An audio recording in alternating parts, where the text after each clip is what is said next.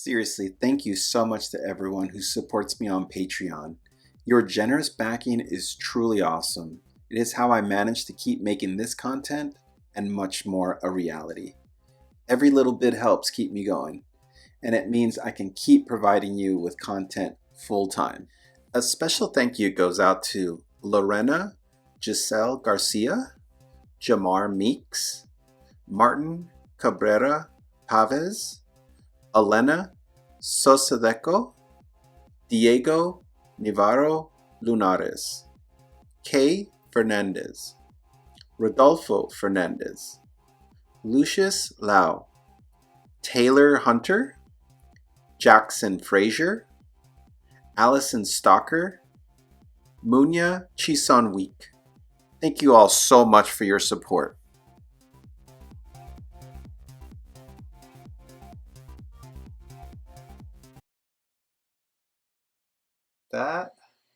All right, and we are now live at the ADC Podcast with a very special guest with, I want to say, one of the coolest names ever, Chris Battle. I mean, how cool is that? Your last name is Battle. Like, that is just so awesome. Like, it's easy for people to spell. Right?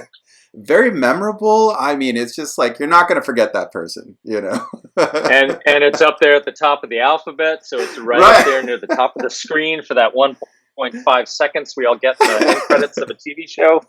My last name is Alvarez, so I'm like right in the A's. Ooh, hey. And my wife, her maiden name was Wood, so she was like, It's so weird now being at the front of everything when I was always the last. You know, so it was really funny how that worked out. But So there's a few things that you're my first guest ever to actually be in the industry longer than myself. All of my other previous guests have been in the industry less time than I have. And how long you been in it for? Since 1999 was the time I entered the animation industry, and I want to say you were there a few years before that, maybe like four years, maybe before that or something. That's about like 6 years. Oh, okay. Before that, yeah. Very nice. Yeah, I definitely was like, oh my gosh, and I don't think we've worked on anything together. I think like I've been at some of the same studios you've been a part of, but never exactly on the same projects. I think like, you know. Yeah, I mean, there's a lot of us, right? We all like know each other, or we know of each other, and it's like, yeah, you're just on the other floor. Yeah, past each other in the kitchen, stuff like that. I think like your career, where you worked on the stuff I always wanted to work on. Like I am just huge on people. Like when I first got into the industry, there was this term that I really despised, and it was called cartoony. And I remember thinking to myself, like, why is that so bad? Like, didn't we grow up loving cartoons? I mean, it was, you know, I started in action. So, you know, a lot of times I'm like, it's too cartoony. Whatever you do, it's too cartoony. You know, and I'm just like, wait, what are you talking about? Like, I love cartoons. Like, I want to do stuff that like definitely has like a nice hard edge to it, but still has a great design. And I think a lot of the projects you worked on, you know, just had just an incredible visual magic. I don't even know how to describe it. I mean, I mean, cartoony was the thing I always aimed for. You know, I grew up on Looney Tunes. Yeah, that was my favorite. So, you know, it was always like, I want cartoon. I mean, I love action stuff. I would love it if I could draw that as well. But that's really hard. You know, when I was a kid, or like even as a teenager, when I was starting to get a bit more serious, I'm like drawing real life stuff to do comic books, to do action. That is hard. Cartoony stuff is easier because you can just be silly and nobody could tell you that nose is wrong or the proportions are off. I said, no, that's just a cartoony thing. So yeah, I always aim for things that have like a strong visual style. I always like that, and I kind of just aimed for that throughout my career. I've been lucky enough to be on projects that I just would have naturally gravitated to anyways. I just, again, like I said, from afar, I always admired everything you were doing.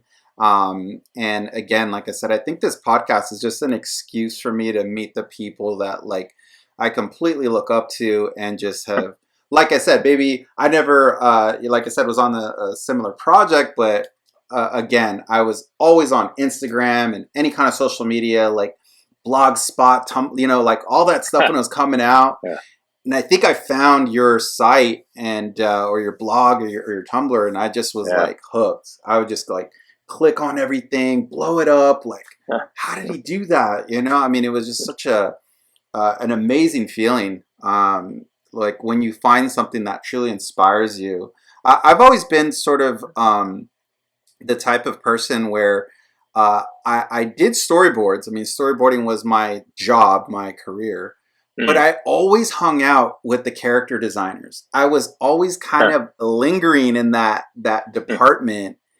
And I sort of feel like I never really like could decide what I liked more, character design or boards. I mean, again, I feel like I tried to put a perspective grid to my characters and say, okay, like I'm pretty much doing character design in storyboards.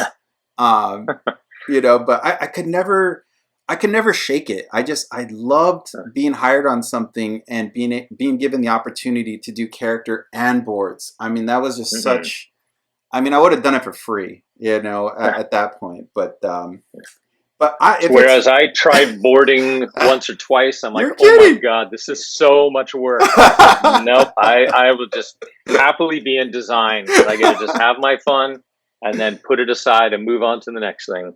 I mean, I look at a character design. I mean, it's like the lead guitarist. I mean, you're just going on these solos that it's just like, wow, we can just all sit back and enjoy this incredible solo, And it's definitely the fun thing that people think of the most. But I mean, it's all a big group effort, right? Yeah. I mean, all the pretty designs would be nothing without gorgeous backgrounds behind them and beautiful colors, and especially with the boards, telling the story.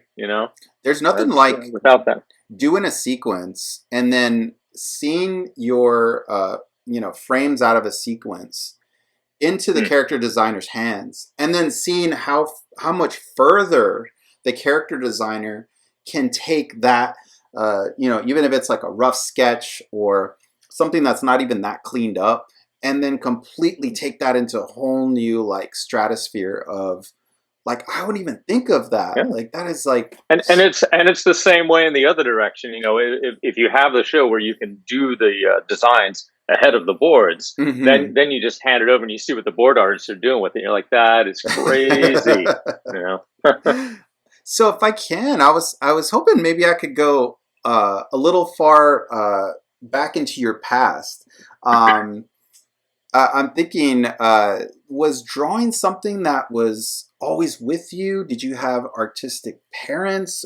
Were you sort of like just showed up and you're like, hey, like here I am, like tell me a little bit about the beginning, if that's all right. Sure. It's pretty much yes to both those questions. I mean, I think all kids love to draw when they're little, and I did have artist parents. My dad was a photographer, and he taught photography at Santa Monica City College.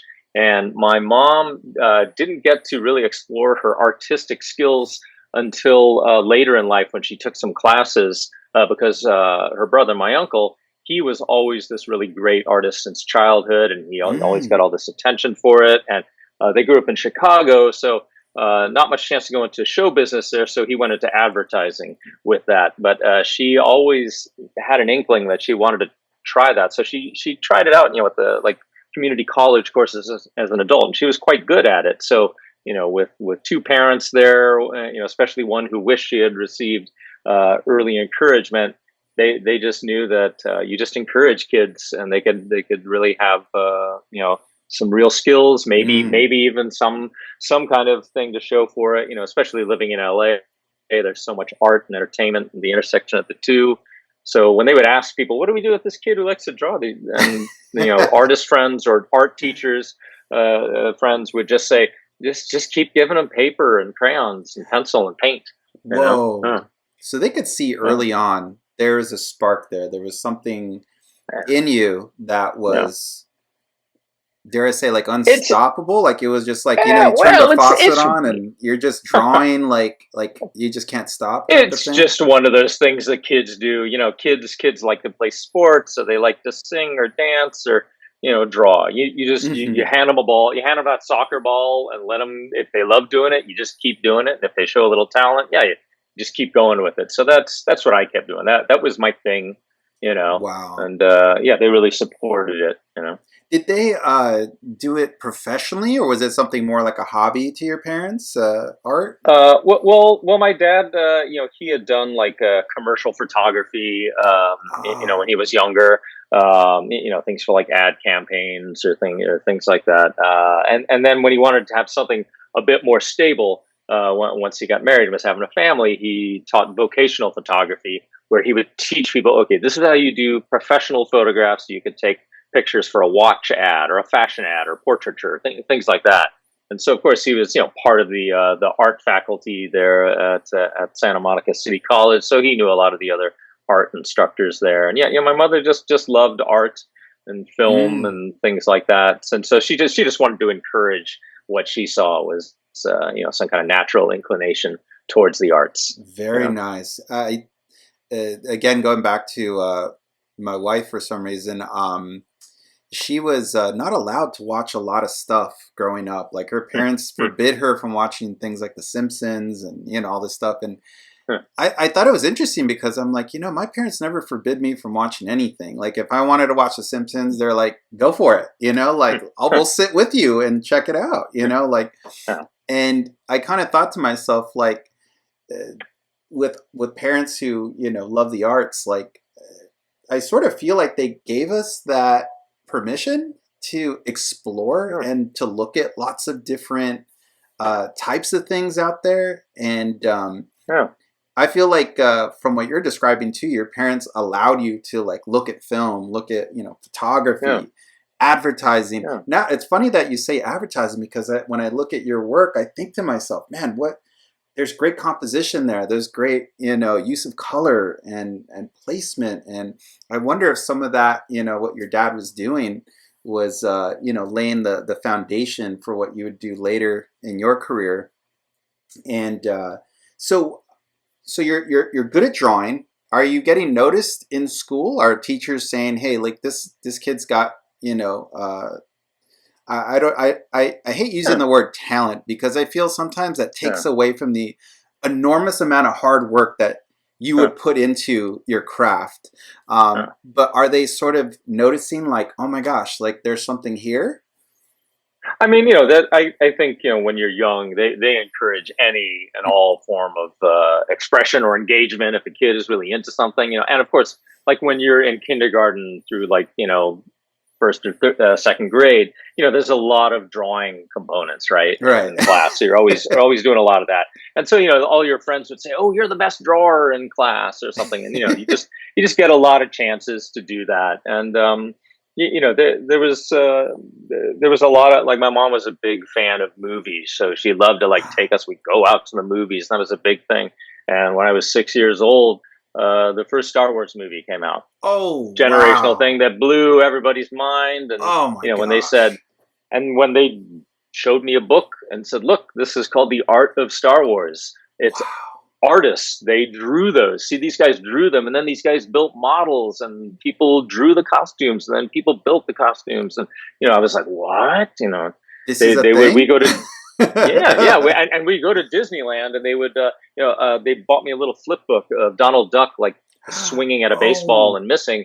And my dad explained to me, this is how cartoons are made. People draw these, and they do all these drawings, and when you flip it like this, it makes it move. And I was like, what? You know, I mean, that was like magic. And you know, when you grow up in Los Angeles, you know, literally every other two or three people you know works in entertainment. They, you know, they might build sets, or they might do costumes. One guy might be a writer. One person might be a bit actor. You know, so you know that it's like an industry full of like working class jobs. It's not like some far off dream. That was my next question for you. You had mentioned Chicago and your mom being from Chicago. Were you born and raised here in California? Yeah. I grew up in Santa Monica, so there's definitely a lot of entertainment people in Santa Monica, and with my dad's work, it was kind of tangential to a lot of entertainment industry thing. Either he had friends who worked in the industry, or he would have former students who went on to work in the industry. There was always some former student who was like a photographer for this movie company or for that TV show, things like that. And if you have a kid who's interested in the arts, there's tons of like special screenings or signings or museum exhibits where you could go and see all of the artwork from a movie, or even all the models and the costumes and the props and things like that. Or there's there would be like some of the 9 old men would be doing a signing or something, or it wasn't unusual for me, like when I was like maybe like 10 years old, my dad had a friend of a friend who worked at Disney. And this was in the 80s when like Disney was not doing much at all. They were going through some hard times, right? Like, it was I forget who was head of the studio. At most, Ron something, like one of the Millers. Ron Miller, I think was he head at that time? I cannot remember. I can't remember exactly. I know that I think they were like trying to avoid a hostile takeover, but I think that was maybe when they were working on Black Cauldron. I think I could have sworn Tron maybe came out, where they used to release 82, movies 83ish, like around there. Somewhere in there. And if they were releasing a PG kind of a movie, they would release it through Buena Vista Pictures, because Disney meant babies. They made movies for babies. So I was able to visit there and walk the lot and go visit like the animation building, and they would show me things, and just another thing where this is where people go who are that good at drawing. They come here and they could work here, stuff like that. We were one of the last crews for Piglet's Big Movie to actually be on the lot, the actual lot that, Dopey Lane and all the, my first time that I wound up working at Disney TVA, we were there in the Frank G. Wells building. Oh, and nice. And a little while later, I was just walking around grabbing some lunch. I stopped and I said, "Oh yeah, this is where I visited when I was like 10 years old, and now I'm here working here." Even the most jaded, longtime professional, you can't help but whatever studio you're at, there is always a moment where you stop and go, "Oh yeah, this is the famous place, and I'm here. Got my employee ID." Like the kid who went to like baseball games and suddenly is on the field, and he's just like totally having that moment of just like out of body, like, wow, like I'm actually here where my heroes, did their best and work. You know how it is in this industry. You switch jobs every couple of years, and now you're over in that other studio that you're like, oh, this is the other studio that did all my favorite stuff. And then a couple years later, you're at another one. It kind of never stops. The only one I think was Termite Terrace that was torn down. So I don't think any of us ever really got a chance to see that building, which I don't even know where that was, and I've worked for Warner Brothers so many times and been around the back lot, wandering out everywhere. I never really bothered to find out exactly where it was. I just assumed it was gone. It's when we worked there, I remember the first day at Disney, obviously you drive through those big gates, you see like just this magical, feeling. You park your car. I'm always early to like everything. And I remember that first day I got into like where I was going to be, and it was right next to the museum. I don't know if you remember the museum that they had inside the studio. Yeah, that was super cool, man. I don't know why, but it was open. The door was open. So of course I open the door. I walk in. No one's there. It's just me. I think the lights were kind of off in areas. And there's Walt's desk, literally like, 2 feet in front of me, Of course I reached out, I touched it. I kind of like, gave it a little, like hoping it would rub off on me or something. But they had the multi camera too, the one with all the pieces of glass, and they always had that in the lobby of the Frank G. Wells building. Yeah, like every day I'd come up to the elevator and walk past that, and I go, hey. Again, you don't expect people, again, like you're in the industry, to nerd out like that and just say to yourself like, this is so incredible. There was one other thing that they would do, because there's one other thing about you that none of my other guests can really remember or even have the privilege of knowing, coming up in the era of paper, I was one of the last generations to like actually have paper. I think my first project was all on paper, and then by the next one we were like already moving toward Photoshop and, you know, going digital. But to walk through and to smell the paper, to smell the pencil shavings, you know, you go into the industry today, and maybe even in your office just like mine, it's so sterile. Everything's plastic, you know, for the most part. There's no smell. There's no aroma of, you know. I still go half and half. I still like to rough out things in pencil, but then I've got to put it into digital. I couldn't work fully analog even if I wanted to. You know, it's like I depend on too much of the digital to really take me that extra mile. You know, but I have to do a combo of them. I thought about that in my last interview with my buddy Max, and he was saying like he's completely like going away from digital only because he felt like he's got, like me, too many tricks that he can pull out to kind of get to the finish line if he needs to. And he was thinking to himself, like, what if I just like take all that away and I'm only left with what's on the page? And I thought to myself, like, oh yeah, it's sort of like movies where like everything was in camera. You know, you the actors in camera, everything's, and whatever happens, you know, and there's a certain sort of magic to that. And, you know, not being able to completely have total control of everything and allow those happy accidents to happen, maybe. It's like those maniacs who draw straight in ink, no pencil. You know, those. Oh my gosh, yeah, those are big triggers for me. That's some definite PTSD.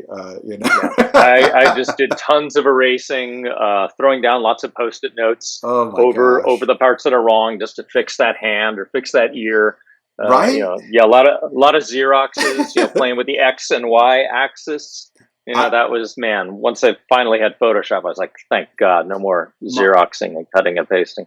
My daughter is 2, and, you know, she is very much into The Little Mermaid, which you know, she'd watched a lot of, like, digital stuff, you know, like the 3D, you know, movies and everything. And I would literally just, like, put Disney movies on just to see if maybe one would stick. And Little Mermaid was one that stuck. And literally, like, every day I'm drawing at least 2 to 3 mermaids, and she likes Ariel to be extremely on model. So I've been working very hard. I know that feeling as a kid. I'm like, on model, like, you should just be happy I'm drawing you something. No. And she you got an artist on your hands. You're in trouble. Oh my gosh. But my current technique, and I don't know if you've tried this, but I use Copic markers. Zeros, like the cool gray zeros, or ones, which are pretty light, not super light, but they're pretty light. That's all my under drawing, like all my under sketches. And then I go right on top of it with the black 100 Copic and just use markers. Like I don't actually like use anything other than that right now. And it's just a really kind of like interesting feeling. Like I don't know, like I'll just go through these like seasons of different supplies, or find something around the house, you know, that I've never even like drawn with, and just pick it right up. Bic pens is another thing I really have a fun time using for drawing. But anyway, I digress. High school. So you're in high school now. Have you started to think about, hey, I'm doing this drawing thing. People know me as an artist. Are you starting to think about like your future? Is it starting to kind of click in that like this is what you want to do? Or are you like struggling with like maybe having other ideas of what you want to do with your life? I mean, art was still my focus, and I was definitely leaning way more into the cartoony stuff. And like in my far off dreams, I'm thinking, well, what if I could do stuff for like Mad Magazine or something like that? You know, like I said, I kind of abandoned the realistic comic book stuff, but I was thinking, like a Mad Magazine thing, or could I get into like advertising and do like illustrations for that? You know, and I was lucky enough to go to a high school that had a real serious art curriculum where it would be like this whole like 4-year thing where you would start off with basic art, and then you would do then you would do design, then design 2. In your senior year, you do illustration, and that one, the teacher would he would just say, like, it's like you're an ad company, you know. It's like he would just say, okay, you're doing a new album cover, and the title is called UFO. That's the band is calling the title UFO. You know, just do an illustration that could go for that. It doesn't have to be a UFO, but you know, right? You know, something that could tie in with that. Yeah, and I was one of the only people that he let do cartoony stuff, because as long as I was painting it, and he saw that I was at first.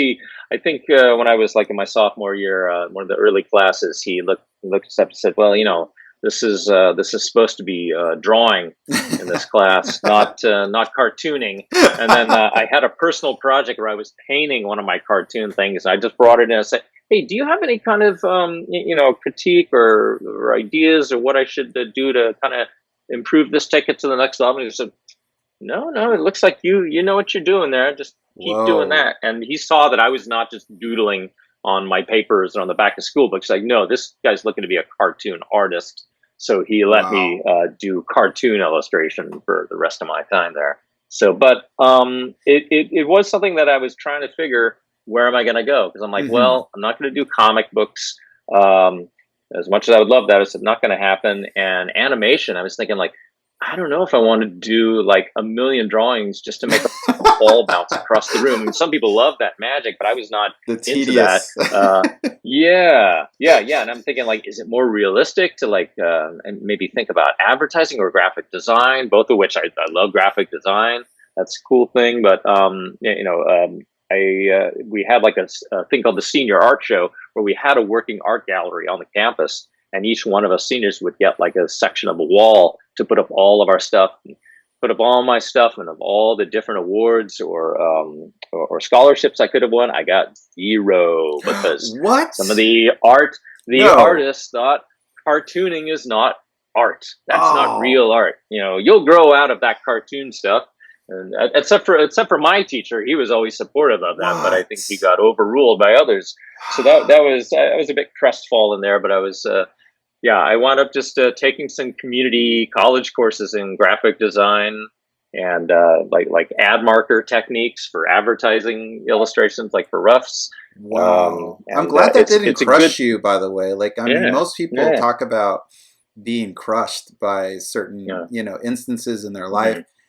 And I just definitely like look at that and say, wow, like what a tremendous, spirit that you have, that like, literally you got no awards, no recognition. You're sort of, dare I say, disrespected in the art community because you like cartoons. And it's incredible to think these things are, making more money than, probably most art, is selling for in a lot of places, and being consumed by the masses,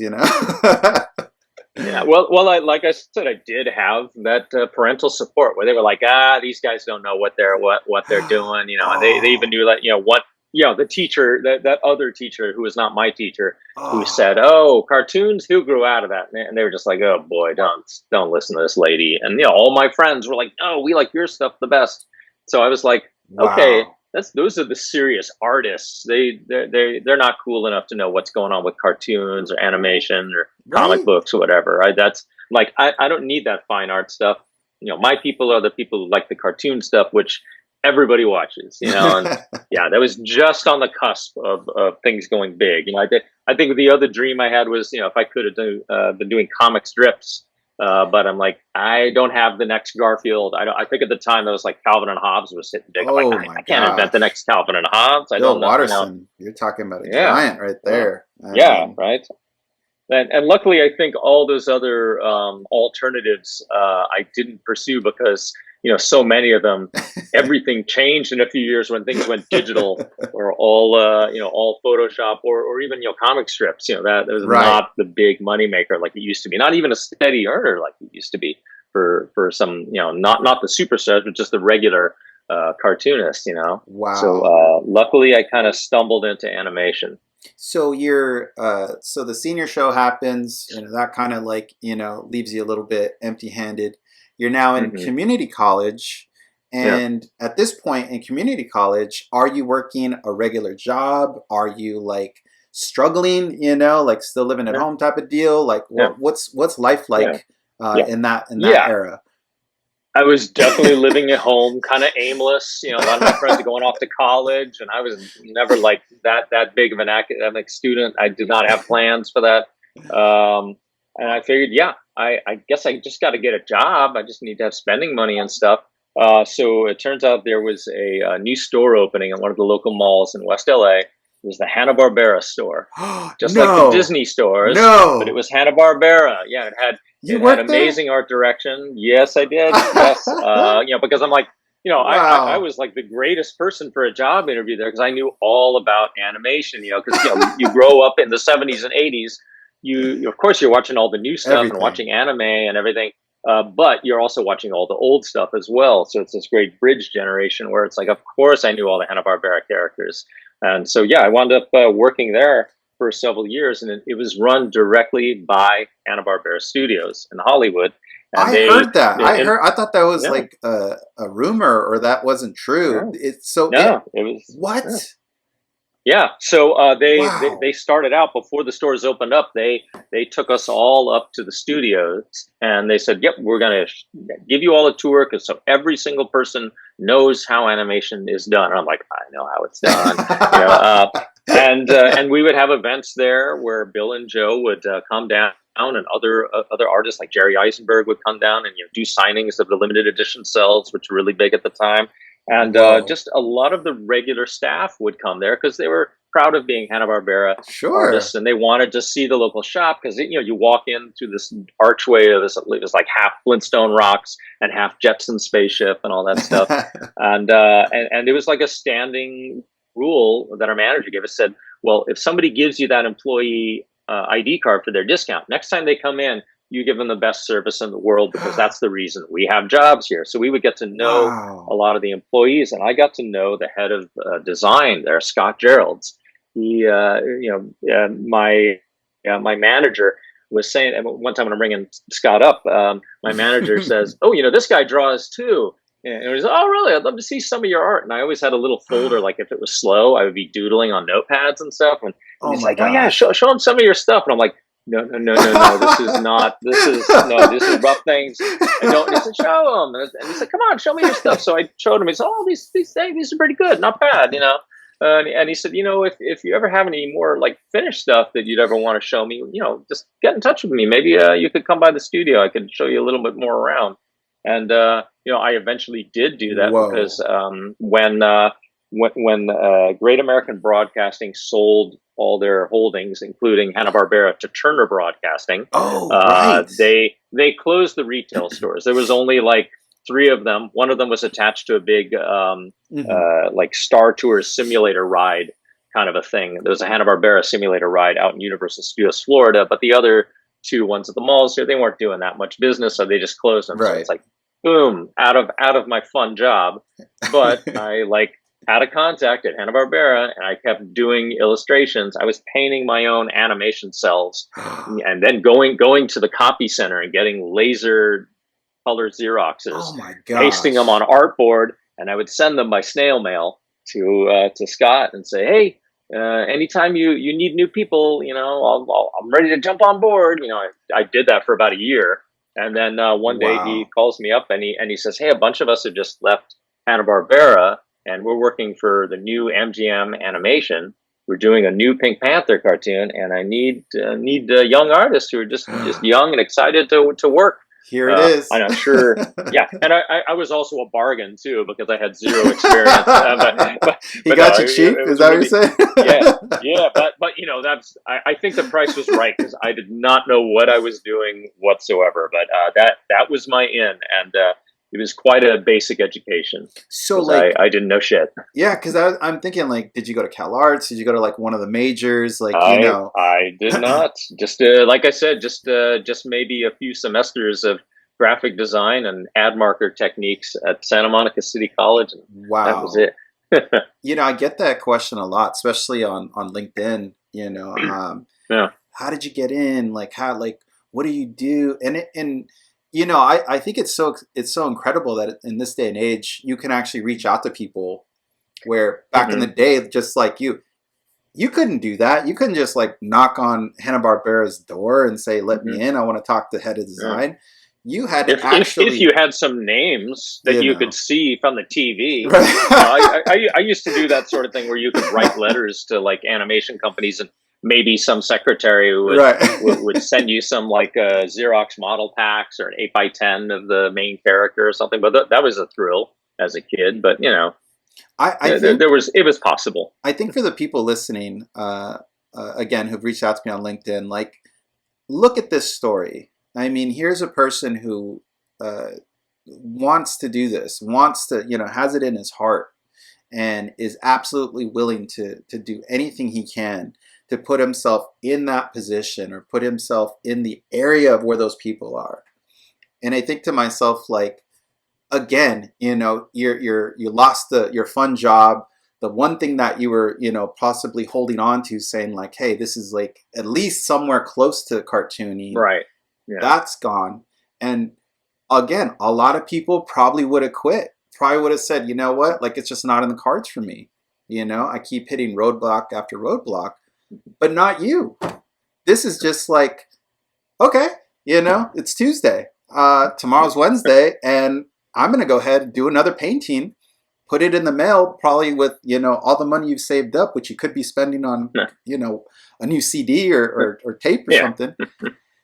And you're investing in yourself. I mean, I just think that's such a powerful message to this generation, where you did it yourself. I mean, you were literally your own hype man. I was fortunate to be here growing up in LA. It's not like I moved across the country to the big city. I was still at home. I was only 19. I was just at home. So it's like I wasn't, paying rent and having all that stuff. So it was lucky. But yeah, I mean, being a formerly shy kid who learned that, if you want to get some attention for this stuff, I mean, in high school, especially if you show your drawings to a girl and they are all over that, and they're all into it, you're like, oh, okay, I'm going to start showing my artwork to everybody now, yeah. But yeah, you do wind up having to be your own hype man, and that kind of extended into the digital age, jumping way ahead all of a sudden. But right, I mean, once I saw that people could put all their artwork for free on the internet, and then people were getting to know, oh, you mean you worked on that show. It isn't all just Gendy or Craig who's designing all of it. You did some of those too. And that I was just looking to increase my employment opportunities. And, that it just worked out really well. You get your first job. You're at MGM. Mm-hmm. Like, what do your parents say? Are they just like we knew this was going to happen? Or are they flabbergasted? They were really excited. But it was a really short gig. It was done in like 6 months. But that is fast. But but it was only 13 episodes. It was for syndication. They were going to see how it went at that. Kind of a fledgling small animation wing of MGM, which was still kind of struggling financially in the early 90s. I at least had, I asked all my producers, do you know anybody at other studios might be looking for somebody? So I had a small little bit of, small handful of numbers and names of people to call.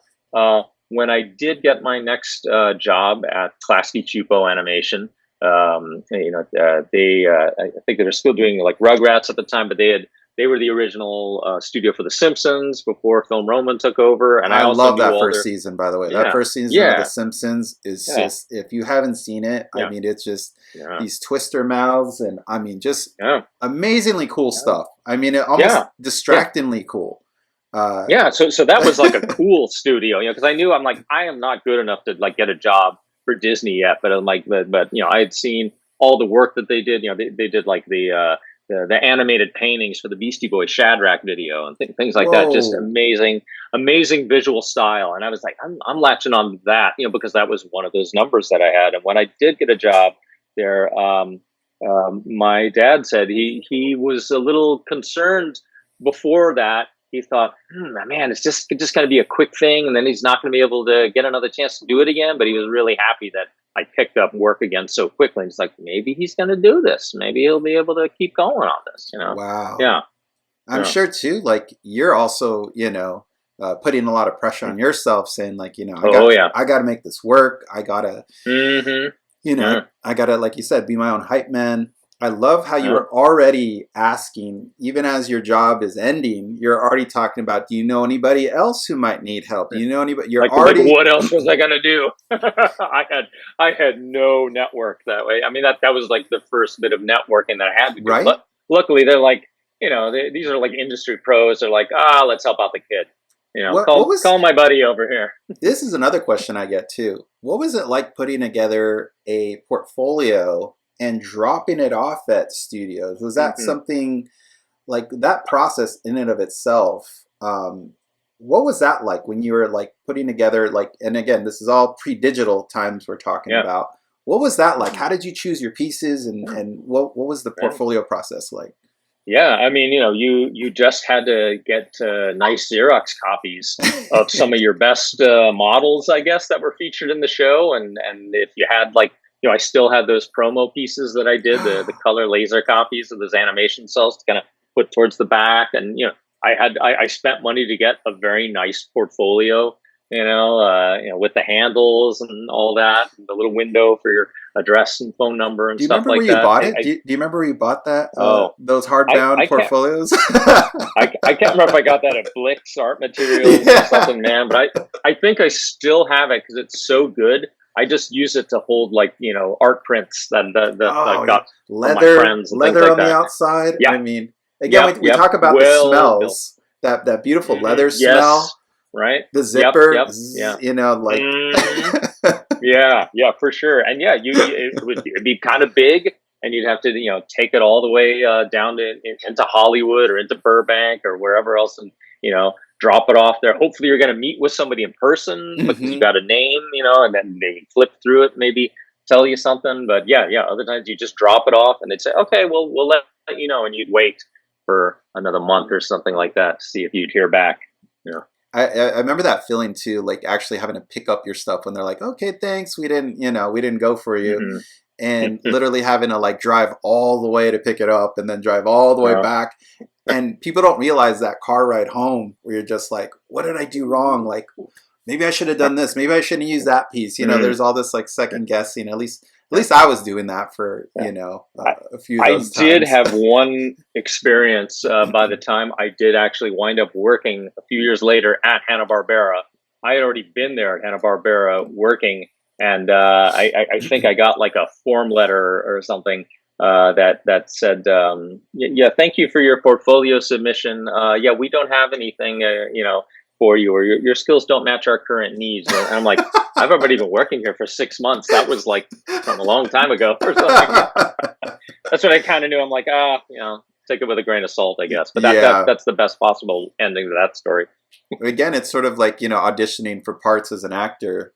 And, that it's such a brutal process.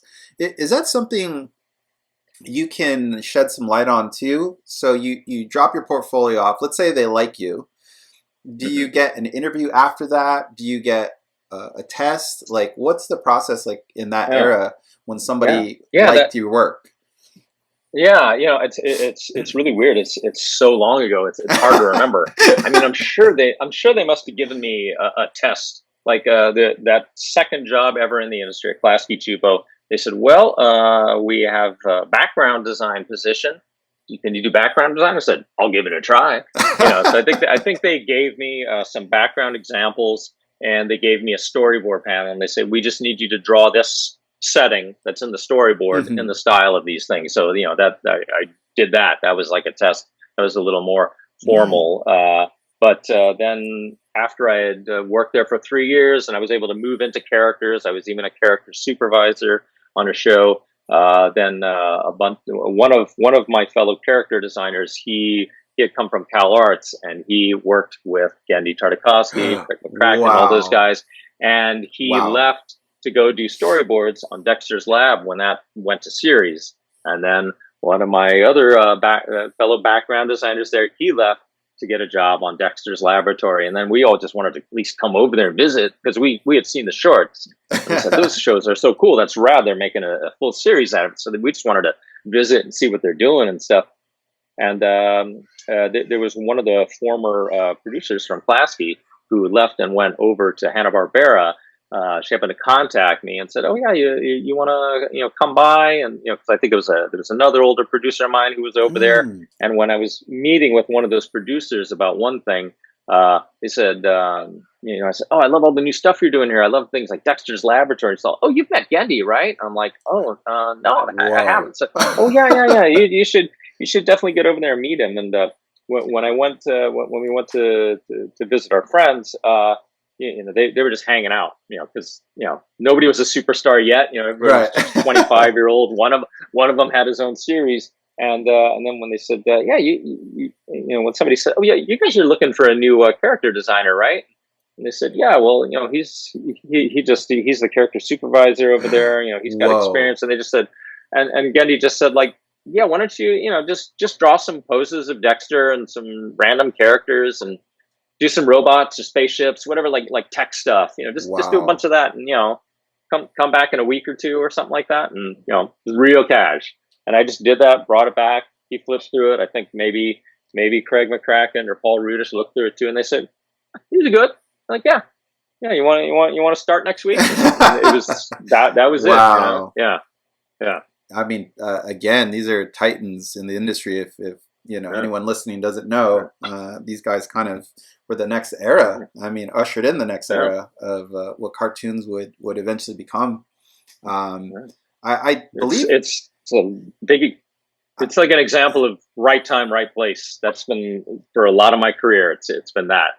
I think a lot of it too is definitely not any mistake. You're like, hey, I'm gonna go over there. I'm gonna hang out, but I'm gonna plant some seeds too and let them know, hey, you know what? I like what you're doing, and here's what I'm doing. And but I do love how there's always somebody who is championing you a bit and also saying, hey, I think you should check this guy out.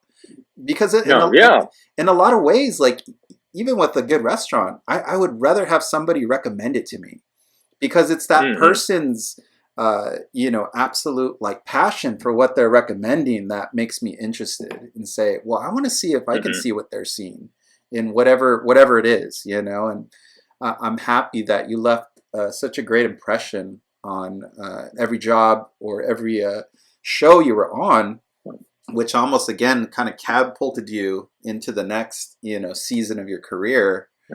And at this, it's always like that, it's not so much about just the work. Half the time, it's really about the people and the friendships that you make there.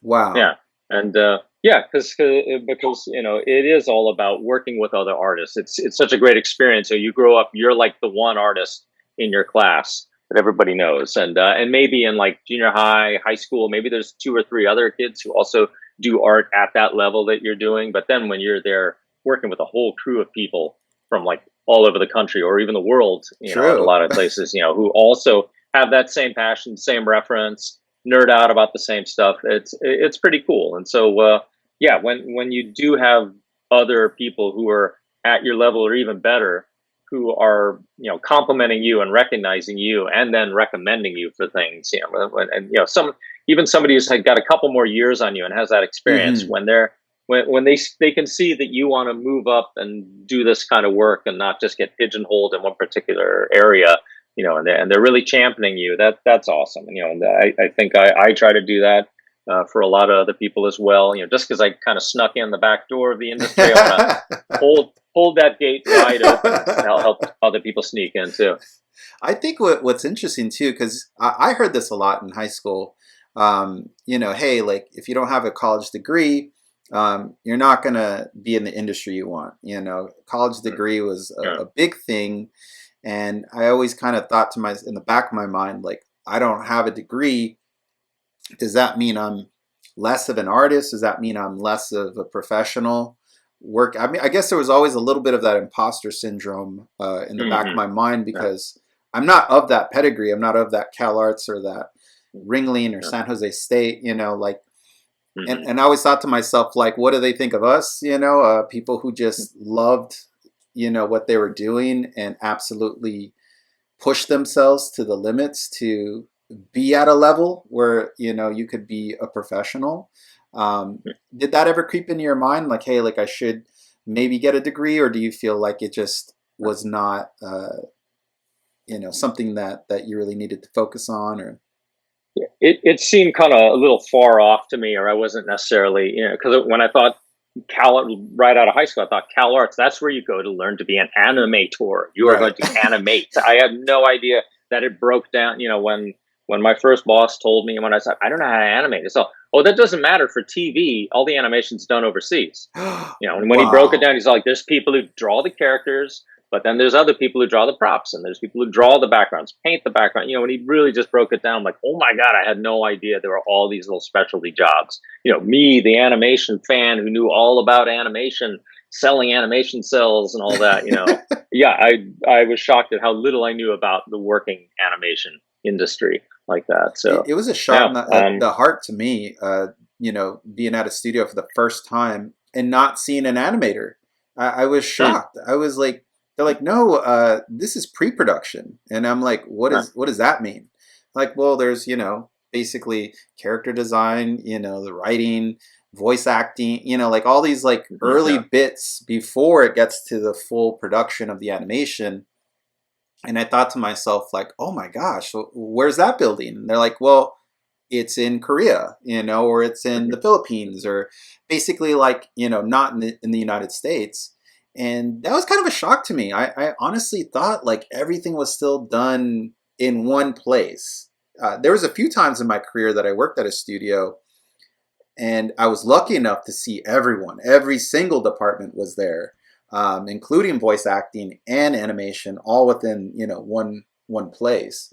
I think that probably only twice in my career did I ever see that. Was there ever a time where you saw or were a part of a crew where it was everyone involved, where you got a chance to see that?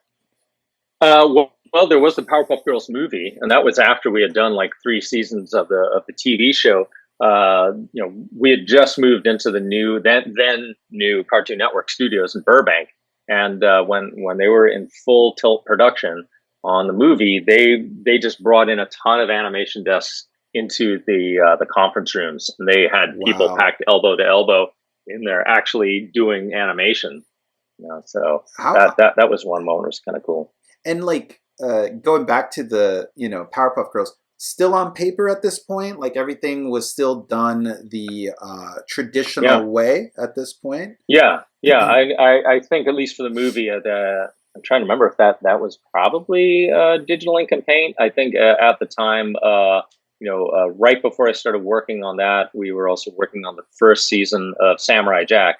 And Samurai Jack, that was full digital, no cells, because that enabled them to have the self-color line of just the shapes and everything. So, that was the first time it was like going all digital. There was this like... I mean, not the pre-production art, but just the final animation anyways. I think it was on a DVD. This was, again, I think the Star Wars Clone Wars series. Mm-hmm. And I think Gindi had a Cintiq mounted onto an animation disc where it could actually, do the full. I don't even know if Photoshop could actually do full rotation yet, but he had actually rigged it up. I don't know if he did he do that, or I don't know if I don't know if he requested it. Yeah, I remember that around that time, that was like some of the first Cintiqs I'd ever seen, and like. Usually it's like show creators or art directors would get those, and we were like, whoa, those are cool. Like expensive. I mean, I remember the era, again, at least from what I remember, your computer was the copy machine. The copy machine was my computer. It allowed me to like, especially in boarding, take a sequence, photocopy it, blow it up, shrink it down, like all the stuff I take, you take for granted now. And when that started going away, I remember the big thing was, the bamboo tablet, which is like you lay it flat on the table and you just kind of, it's kind of weird because your head's looking up, but you're super weird. Big disconnect, I bought one and I just remember hating it. I remember absolutely saying to myself, I can't do this. Like I just can't see myself doing this. I had the early Wacom tablet, I couldn't draw on that thing, but I could then take my regular pencil drawing, scan it in, put it into Photoshop, and then kind of start coloring it or doing other things. Then I'm like, but still, drawing, forget about it at the time. Yeah. So the Cintiq, that was such a game changer, but it was like so out of reach for most of us. Yeah. I don't think I got one until like 7 or 8 years later. Yeah. I mean, when I recognized that it was really happening, I'm like, okay, I'm going to save up. I'm going to do some freelance, and I'm going to buy one of those. Yeah. I don't know if you did this, but right when, the Cintiqs are still like, 4,000, 5,000, I mean, they were like really expensive. There was a line of HP computers called Touch Smarts, and they were these really kind of like crappy plastic kind of computers, but they were laptops, and their screen could flip and then laid back, and it had this like stylus pen. And I was, again, inspired by what I had seen by Gindi rigging up his animation desk. I had a desk built from one of the guys who built the Disney desks. Cartoon Carpentry, I think, was the name of it. Remember that name? Yeah. Yeah, I was, I think, one of the last people, to have those desks. But I remember I took a double-sided tape, put it on the back of the laptop, laid it onto the plexiglass, and that was my full rotation. And the power cord was like hanging, so the power cord was the only thing like kind of keeping it like from falling. But I do remember a few times waking up in the morning and the thing had like fallen on the ground and like broke or something. I mean, thank God they were so cheap. They're like $400 or $300 or something, which, well, still a considerable, chunk of change back then. But, But for me, I think like that was my first, kind of like going into Photoshop, like actually kind of like trusting the process of digital drawing. I remember it took a month, at least for me, to feel like any kind of like connection with it. What was that process for you, drawing digital? Was there anything, that was kind of like preventing you? Like, I guess when you got your Cintiq and everything, did it feel like natural or immediate? No, the parallax was still pretty serious on that one. I think that was the 21 UX. I don't know if that was the second generation or first generation. Was it gray or black? That was gray. Okay, that's the first one. Yeah, the black one is the second gen. It wasn't quite there for me. I couldn't really draw completely digital, but I would scan my stuff in, and I could kind of like draw over my pre-existing lines and do it layered and like put colors on things and just create like full color illustrations, and then even just like adding like tone levels so it looked like kind of like anime shading, and just how to plus up my own drawings and also just clean them up and just just get rid of all the grit and dirt that was on there. That, and it was all about like either creating portfolio pieces or especially putting them online. Once Blogspot came around, I was like, okay, I need to put my work online. And then I like looked, it was like plain black and white illustration. I'm like, this looks too dry. I got to like add some tones. I got to, put a little like marker tone or something, shadows on it. And then some I wanted to add full color. And so each thing was kind of like a little mini assignment just for me to get more familiar with each step of Photoshop, learning how to do little effects or to apply textures and things like that. I remember things like as simple as getting reference, where I used to have to go to the library or call, a production assistant and say, hey, can you give me some, reference on, whatever we were, working on, to now having the internet and drawing mesh together now, almost like you went from like the T-800 in Terminator to like liquid metal, suddenly like the universe is at your fingertips now. And, it was just such an invigorating feeling to have that kind of power behind everything you drew and everything you did. Can I ask you too, in the era of social media or even the era of like, promoting yourself online, were you an early adopter of like Instagram, early adopter of like, you mentioned Blogspot, but what was that like kind of going into that new social media era? Yeah, it was very cool because I saw that it's kind of like everybody kind of happened to jump in on that at the same time. And I remember there was, I had two friends who were trying to get jobs, and one friend they had to like, I think they had to FedEx their portfolio all the way up to like Redwood City. Oh my gosh. You know, so PDI could, you know, like the, you know, the art director or whoever the producer was, you know, could see their stuff because they were going to be getting on a plane and they were going to be leaving for Hong Kong or somewhere else. And, you know, this was like, he was racing just to get it up to them. And luckily it got to them and they looked through and they said, okay, yeah, he gets the job. Whereas another friend who was younger, they had their own website. And, you know, the person just, they said, oh, yeah, they just emailed them the link. They looked at it, go, oh, yeah, you're hired. And they were like able to just, I could relax on my weekend instead of panicking trying to get to FedEx and stuff like that. So I thought, I don't know if I want to pay for a website because I don't have all this stuff. And then I think I found out about Blogger that people could just put their stuff up for free. And all of us are putting our stuff there. So instantly you could like, you know, you had the little masthead where you would link all your friends. And they would link you reciprocally, and then there'd be other artists. Like I got to know all these Canadian artists or all the East Coast artists, and you know you would just all start getting to know each other, stuff like that. It kind of like opened up the world, and you know there was you know, like I said, just being your own hype man, because then people would say, "Oh, I thought you always just did giant robots or props on Dexter. I didn't know you did characters." I was like, "What? How did that happen?" You know, so that's crazy. You know, then you could like, you know, you could work on your personal pieces. And I'm like, oh, I just thought you did this kind of art. I didn't know you could do that kind of art too. So it was really great that like, you know, people would start getting to know your name. You know, I mean, people in the industry might know, but other people in other studios or in other cities, like, oh, I didn't know that was your drawing. Now I know your name. You know, so it was great. And then I think you know, when Tumblr came along, it's like, oh, what's this thing? Well, Tumblr. I got all this stuff from Blogger. I'll just port it right over here. And then I'm like, oh, and then it had its own flavors. You know, you could post a funny GIF, or you could post just like pictures from Sesame Street. And like, oh, it doesn't have to be my stuff. And then that's when the reblogging was happening. And then all of a sudden you would see your audience start to grow. And then yes, somewhere maybe it was after that got sold and there was more ads coming in and stuff like that. Everybody starts looking around. And yeah, you find out, what's this Instagram thing? It's like, okay, well, all these people on Instagram have not seen my Blogger. And, you know, maybe it's been like, you know, 10 years at that point. They haven't seen my Blogger. They haven't seen this. And then it's like, oh, well, now it's in a square format. So let me try this Photoshop skills to redo my stuff.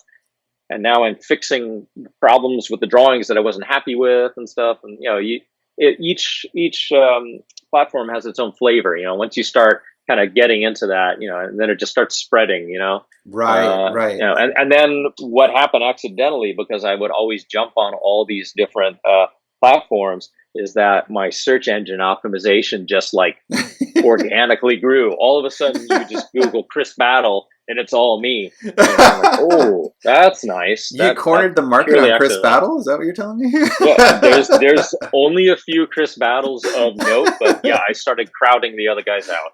That is pretty amazing. I remember DeviantArt too was a site I had frequented. Drawingboard.org was another one. Remember Drawing Board? Yeah. Yeah, but definitely. Yeah. I never got on those, and yeah, DeviantArt. There was always like, it was all a mix of like kids drawing stuff, and then there would be like the full-on professionals. I remember a lot of the action, you know, artists from like all the DC shows and things like that. The crew from the original Avatar, they'd be on there, and then there'd be some like 14-year-old kid doing weird little drawings. Yeah, it was a little toxic at times. You know, I mean that's another thing too. Some of the communities, you know, would kind of intermix and be, you know, kind of weird and funky. It didn't necessarily feel professional enough. Whereas at least with the other ones, you could custom design the look of your page and make it at least look professional. You could, you know, because it just felt very 2001, you know, for Internet 1.0. You know what's kind of interesting though, and we didn't know we were doing this at the time.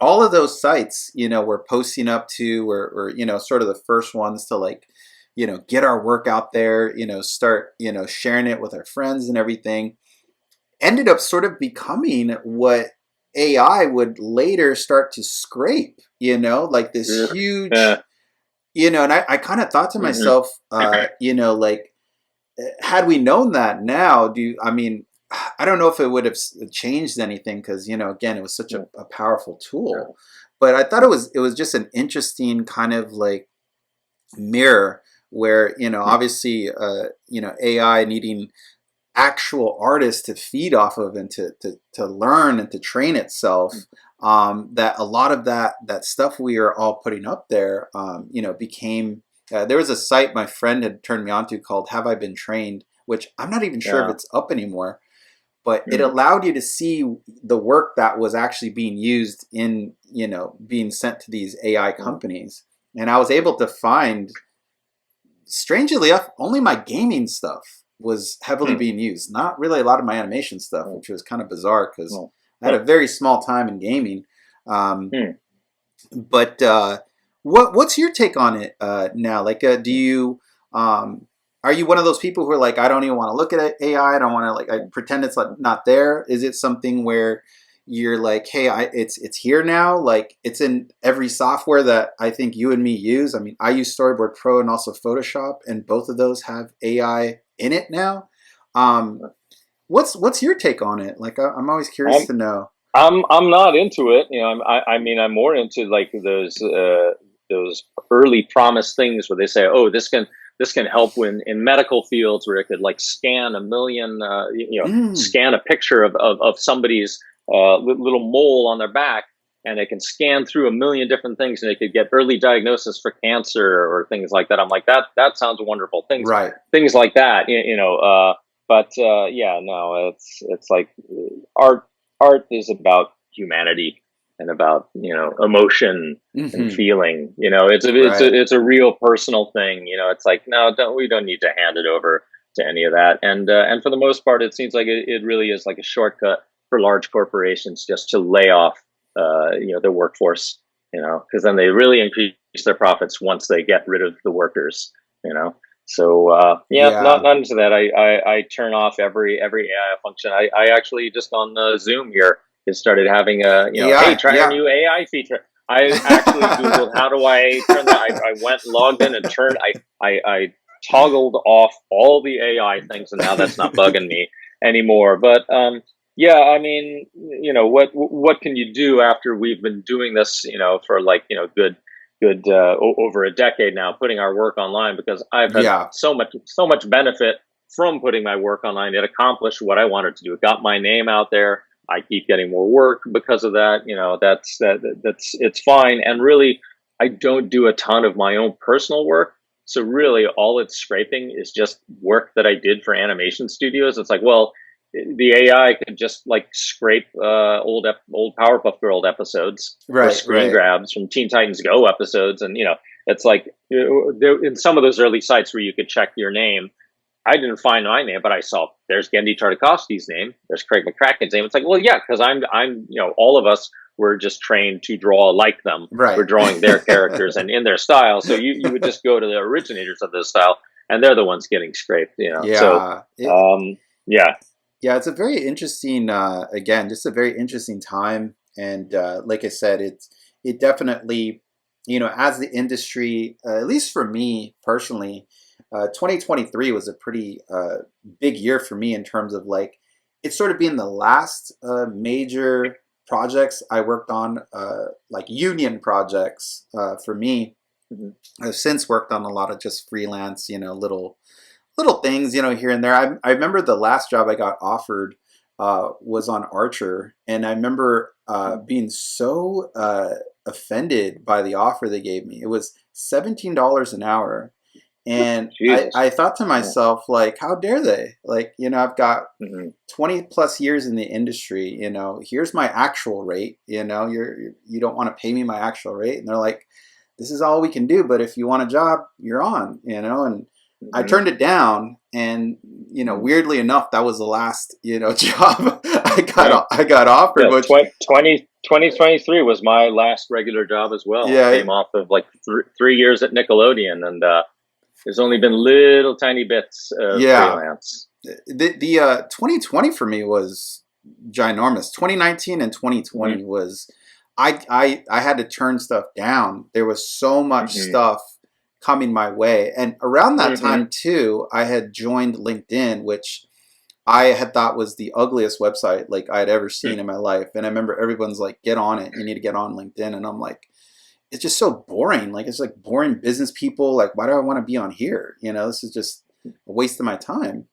And what ended up happening around that 2019, 2020, I don't know if you got reached out to by some of these people, but they were like sort of headhunters where they would line up a project for you. And then basically they would get like a finder's fee for the project. They wouldn't take any of like my money, but they would have like, I remember I got like a Sony Pictures gig, and like literally they're like, here you go. You don't have to do anything. They've seen your stuff. Never had it. It was kind of weird.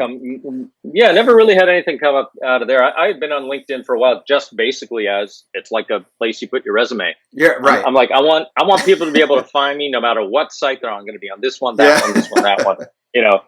Really, I mean, I got more direct hires like just off of Instagram. I think in my entire time on LinkedIn, only one freelance development job for a studio up in Canada. Ooh, but nice. Other than that, but it's all about just if more people can know that you're looking for work or can be aware of that last project you worked on or things like that. But nothing much from there. I gotta say. Yeah. But, what has that been like too? By the way, like you've had an incredible, massive career.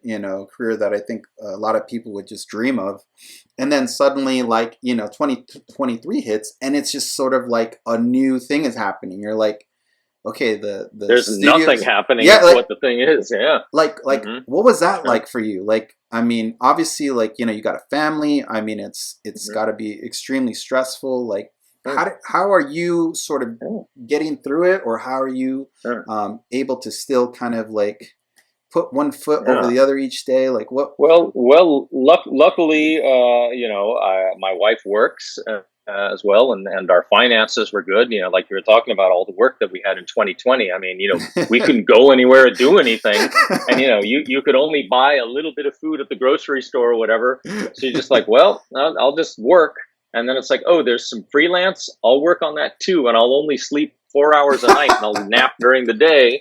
And then you're earning double the money. But there's just luckily with our finances, things were good, and we never lived beyond our means.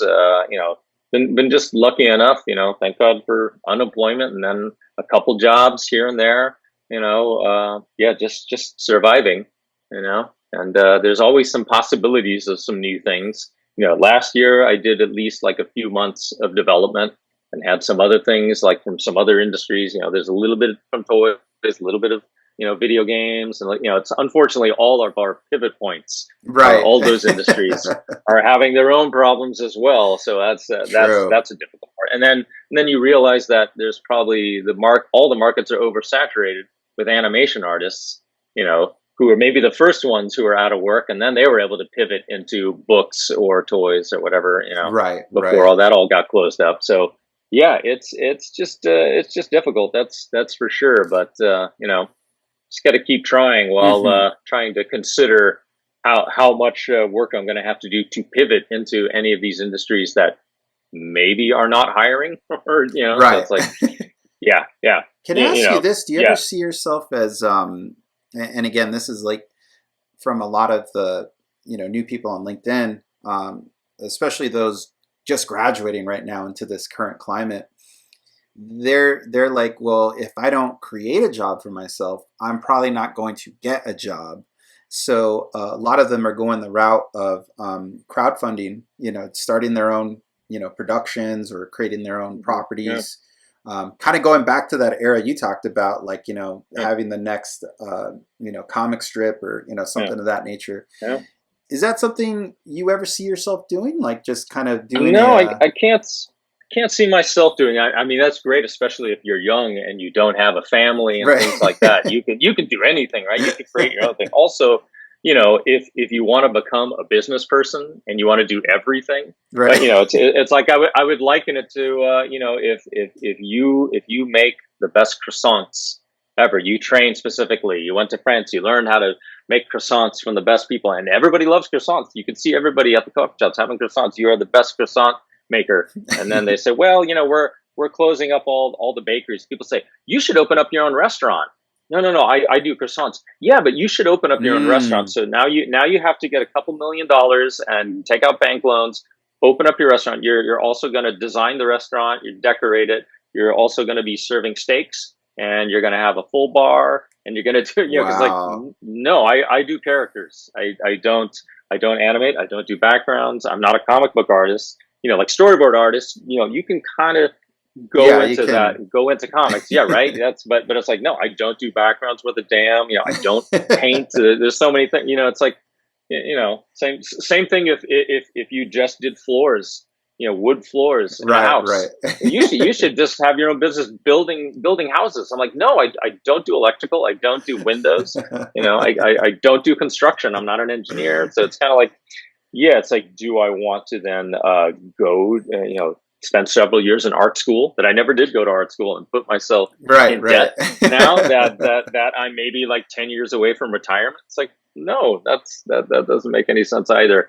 Yeah, it's kind of a little bit of a problem there. It's like I'm not young enough that it's easy to just completely reinvent yourself, and I'm not quite old enough to say, okay, early retirement or whatever. Right. Yeah, because I kind of felt that same thing where I'm like, well, you know, for me, I'm 47, turning 48 in February.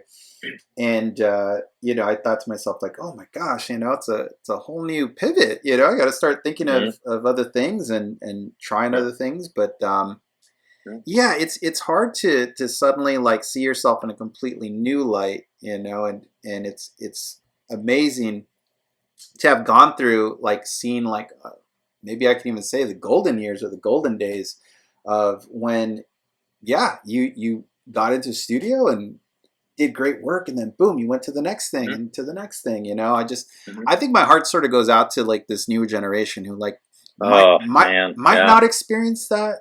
Definitely, probably not to the level. People who literally just got here, like, you know, I mean, the odds against doing anything that maybe you're good at, be it music, sports, anything, you know, art, to be good enough that you come out here and you actually make it. You are in there. You got your first job, and usually that means, okay, now you're set for a couple of years, or you could just transfer here, go there, like many of us did. But just the fact that, no, you had one job, you got a little taste of it, and even especially if it happened during the pandemic, they might have done it and they didn't even get the benefit of walking through the Disney gates every day and having studio parties and all that great showbiz stuff. Yeah, and then it's just like done. And it's like, oh, you know, you went to art school for that. Maybe you can't do it, or you got to move back home. You know, I mean, that's just, oh man, that's rough. Yeah, it's definitely something. Again, I get, you know, down on myself sometimes, and I'm just like, well, wait a second, you know, like I did get to experience, you know, the fullness of that, of what it was. Again, that era, and I definitely, knowing everything that I know now, I'd still want to do it. I mean, I still feel like that was something like I was put on earth to do, you know, is make people laugh, or to share, you know, a drawing and, you know, see, I know now with my 2-year-old, you know, she absolutely just loves to sit and draw with me. You know, I mean, she does this particular thing that drives my wife crazy. I'll do a full drawing for her, and she'll take her crayon or whatever it is, and she'll draw all over what I just did. And my wife's like, "Oh, sure, they all do that. Don't let her do it. Don't let her touch it."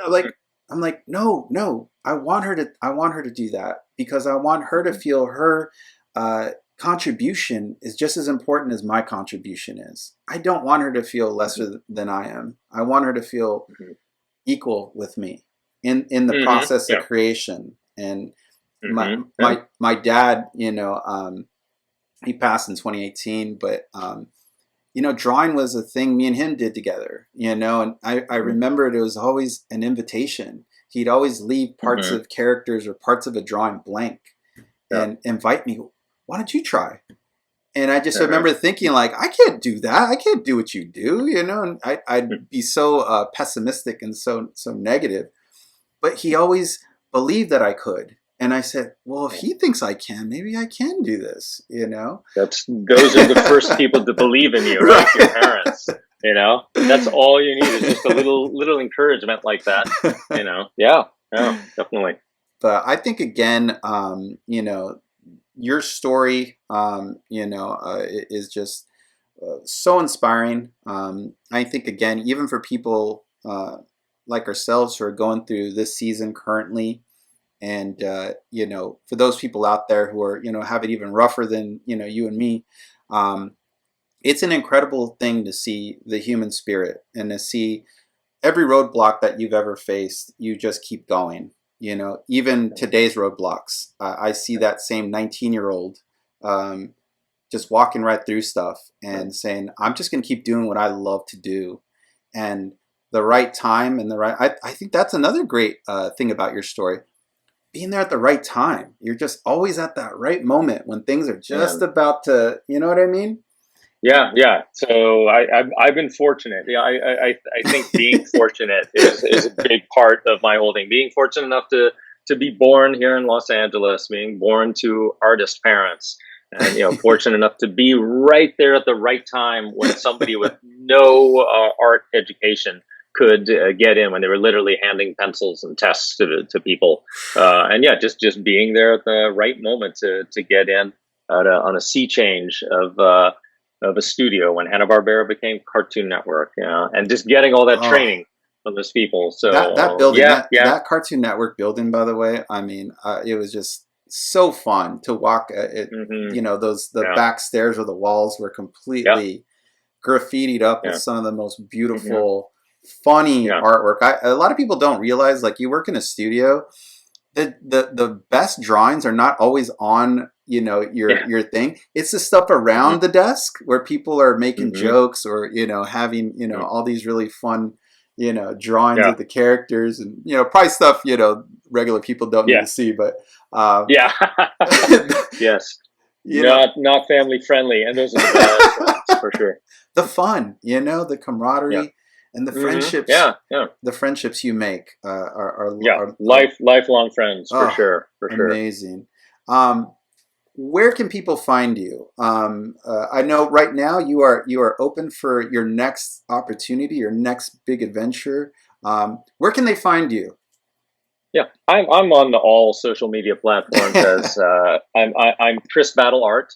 The freshest stuff is always going to be on Instagram, but I'm also on Blue Sky.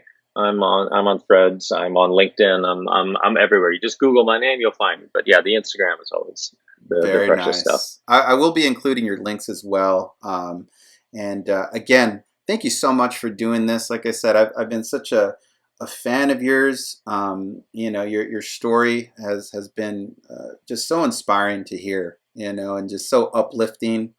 And again, I really hope the people today who are having struggles and going through it can really see it's really worth it. It's really worth it to go through those struggles in life to achieve what you really want to do. And you're a true testament to that. You came up one of the hardest ways you could come up, and you did it, and are continuing to do it. See, I just can't help but feel fortunate for everything I've experienced, because there's a lot of people who have it a lot harder. If they have a family who don't support them, if they live somewhere far across the country in a small town where it's a million miles away from show business, I've been very lucky, and I can't help but just feel that way every step of the way. Even now with this industry downturn, I'm like, I've had 30 years in this business and worked on a lot of stuff, a lot of good stuff, and I'm just praying that it's not completely over yet. I could find a new avenue here, but there are still things that are not dead. There are still cartoons being made, just a lot less at the moment. Exactly. Important thing to remember, at the moment. These are all seasons. These are all times that, like the waves in the ocean, they go out, but they got to come back in, so. Yeah, it's just low tide right now. It's been low tide for a while. So, yeah. Amazing. But thank you again, Chris. I can't really thank you enough. And like I said, please check out Chris's work. You will not be sorry. And thank you all for joining us on the ADC Podcast. I'm going to hit stop now.